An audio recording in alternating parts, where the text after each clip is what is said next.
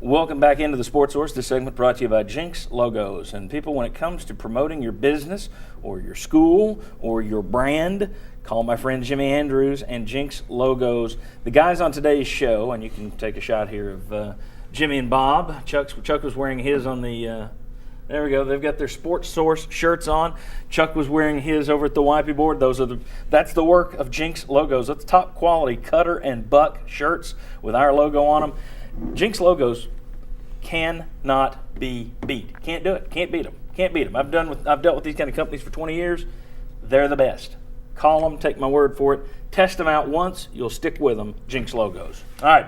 Wisconsin AD Barry Alvarez pointed out this week or at Big Ten Media Days, he pointed out that Alabama and LSU had zero interest in playing at Wisconsin, scheduling a home and home. He said they didn't give us a reason. They just had no interest in it. They wanted to play neutral site games. Okay. Big Ten fans said that it's because SEC teams are scared to travel outside the South. And between 2010 and next season, 2015, looking at the schedules, SEC teams will play true road games outside the league's footprint on an average of 3 per season. Big Ten, by comparison, 6.5 per season. So more than twice as many true road games outside their own geographic footprint. You think that's because the SEC is scared to travel, or are there other reasons at play here? And I'll give you a hint. There are other reasons at play here.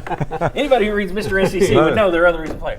I'm going to go with the other reasons at play here too, and I think and I may be wrong, but some of it is just locking up home and home games with somebody else. I think that's when you go to a neutral site, you got a one and done. You're not locked into them for 2 games. Well, if you're LSU and you got a chance to play Wisconsin or at Lambeau Field, I'd go to Lambeau Field. But here's the other thing about outside the footprint. So Florida's playing Florida State and Miami. That's not outside the footprint. Right. South Carolina's playing Clemson. And Georgia's playing Clemson. That's not outside the footprint. I don't really care about the footprint. I care about the opponent. Yeah. So I think that's malarkey from the Big Ten. Well, here's the things to think about. Big Ten's having to travel because all the population's shifting to the south and east. Jim Delaney said that. They're running out of recruits up there. So it makes sense for them to have to go and recruit, whereas you're in the SEC, why do you need to go to Michigan to play? You got all your recruits in your backyard. And the other thing is, the neutral site games, Tennessee's going to make $4 million with that game at Bristol. That's the plan. Virginia Tech and Tennessee both going to make $4 million. You look at teams like Alabama and West Virginia at the Georgia Dome this year. Atlanta, that Chick-fil-A group's going to pay them about $3 million a pop. If you do a home and home, you get a road kick. That's it. Whereas you play these neutral site games, it's worth more money.